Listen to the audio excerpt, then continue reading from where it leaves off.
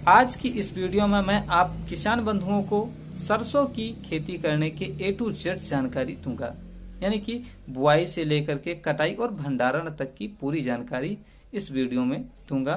तो पूरी जानकारी के लिए आप मेरे साथ बने रहिएगा। मैं हूं आपके साथ संजीव शंकर तिवारी। स्वागत है आप सभी का आपके अपने चैनल क्रिएटिव चॉइस में।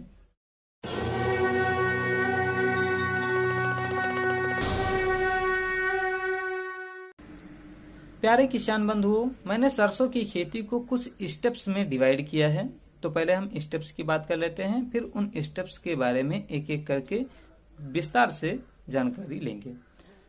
तो सबसे पहला स्टेप होता है खेती की तैयारी करना, उसके बाद बीज का चयन करना, फिर उर्वरक का चयन करना, इसके बाद बुआई करना, इसके बाद सिंचाई करना, फिर कीट निवारण करना, इसके बाद कटाई और फिर भंडारण। तो ये कुछ सामान्य स्टेप्स हैं, इनके बारे में हम बात करेंगे।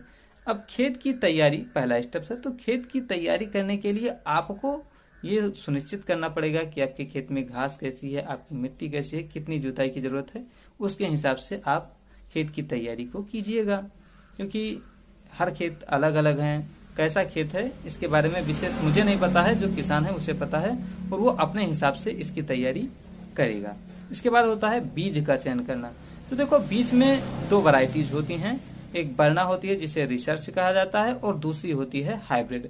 बरना का जो उत्पादन है वो 1 कुंटल से 1 कुंटल 25 किलो का होता है, और जो हाइब्रिड सीड्स हैं उनकी जो उत्पादन है 2 से 2.5 कुंटल तक का होता है। तो आप अपने बजट और समझ के अनुसार से चयन करें कि हमें किस बीज की बुआई करना है।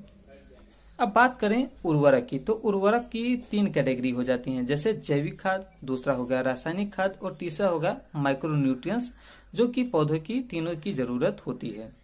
सबसे पहले बात करते हैं जैविक खाद की। तो आपको प्रथम जुताई करने के बाद या दूसरी जुताई करने के बाद आपको जो 5 ट्राली, 1 एकड़ के हिसाब से मैं बता रहा हूं, कि आपको 5 ट्राली सड़ी गोबर की खाद आपको डाल देनी चाहिए। अगर आपके पास जो गोबर की सड़ी हुई खाद नहीं है तो आप 5 बोरी जैविक खाद, जो कि मिल जाती है आसानी से दुकानों पर, उसे आप डाल सकते हैं। अगर ये भी नहीं है तो आपको 20 किलोग्राम जाइम का प्रयोग करना चाहिए जैविक के रूप में। अब बात आती है रासायनिक खाद की। रासायनिक खाद में आपको सुपर फास्फेट का प्रयोग करना चाहिए 1 कुंटल, यानी कि 2 बोरी, 2 से 3 बोरी भी आप इस्तेमाल कीजिएगा। तो 3 बोरी इस्तेमाल करते हैं तो बहुत अच्छा होगा, क्योंकि जो आम प्रयोग है, यानी कि अनाज वाली फसलों के लिए प्रयोग है, उससे दलहनी तिलहनी वाली सब्जी वाली फसलें जो होती हैं उनमें ज्यादा प्रयोग करना चाहिए। तो आप 3 बोरी प्रयोग करते हैं तो बहुत अच्छी बात है।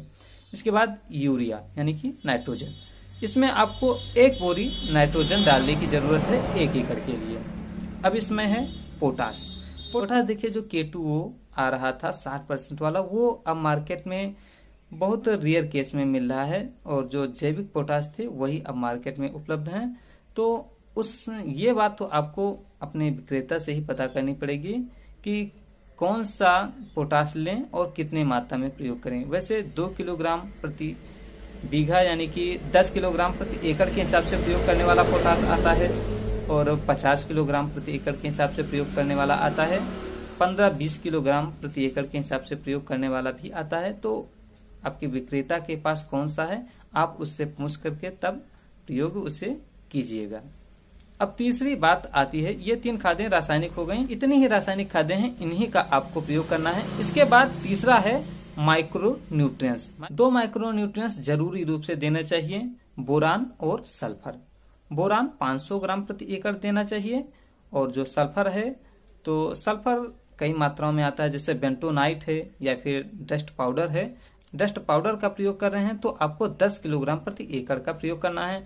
वहीं आप WG या फिर WDG का प्रयोग कर रहे हैं तो आप 5 किलोग्राम प्रति एकड़ का प्रयोग कर लें, या फिर 4 किलोग्राम प्रति एकड़ का प्रयोग कर लें, तो भी उतना ही काम करेगा। साथ ही साथ फफूंदी नाशकों से भी आपको छुट्टी मिली रहेगी। अब बात आती है बुआई करने की।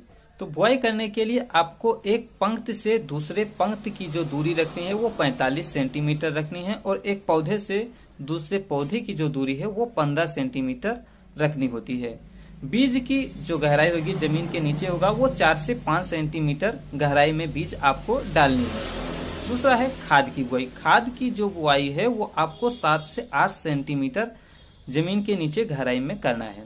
देखो, एक तकनीकी के रूप में एक विशेष लाइन बनी हुई है। एक शब्द में कहा गया है कि खेती की उत्तम तकनीक, नीचे खाद ऊपर बीज, यानी कि दोनों को साथ में नहीं होना चाहिए। देखो, दोनों जब साथ में होंगे तो इनसे जो गर्मी निकलती है रासायनिक खादों से, वो बीज को सड़ा सकती है और उनके अंकुरण को मार सकती है। इसीलिए ये उत्तम तकनीकी का सिद्धांत बनाया गया है, तो इन्हें पालन करना चाहिए।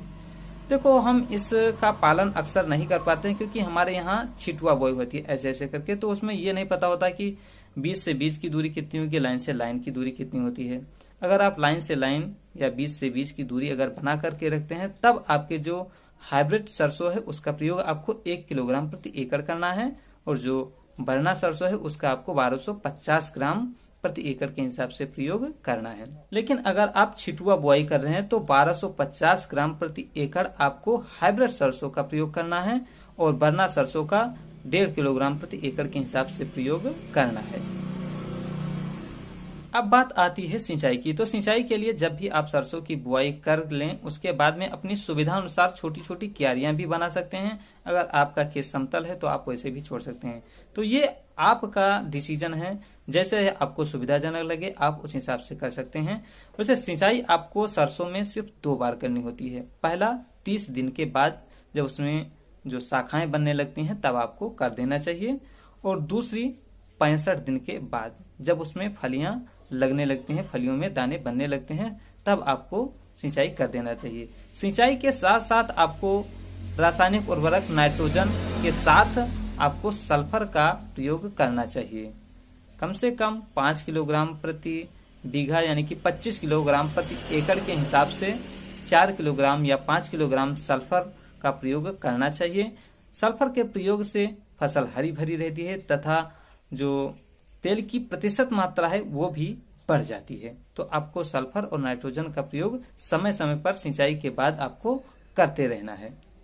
अब बात आती है कीट निवारण की। तो कीट निवारण में सबसे ज्यादा जो प्रकोप होता है सरसों में वो होता है माहू या चेपा का।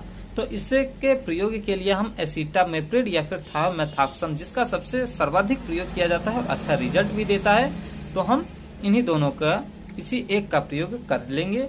इसके साथ साथ और बहुत सारी ऐसी दवाइयां हैं जो तेला, माहू, चुर्दा इत्यादि पर काम करती हैं, और उनके लिए हमारी इसी चैनल पर बहुत सारी वीडियोज अवेलेबल हैं, आप उन्हें भी देख सकते हैं। और जरूरत पड़ने पर मैं समय समय पर आपको वीडियो तो बना करके बताता ही रहूंगा। अब बात आती है कटाई की। तो कटाई आपको सरसों की तब करना है जब आपकी फलियां जो हैं वो पीली पड़ने लगे, और आप उन्हें जो है उन्हें निकाल करके दानों को देख लीजिए, उसमें 40% तक की नमी बची हो, तब आपको कटाई कर लेनी चाहिए। अब बात आती है मड़ाई करने की। तो मड़ाई करने के लिए आपके जो फसल में है वो नमी 20% या 10% की हो, तब आपको मड़ाई कर लेना है।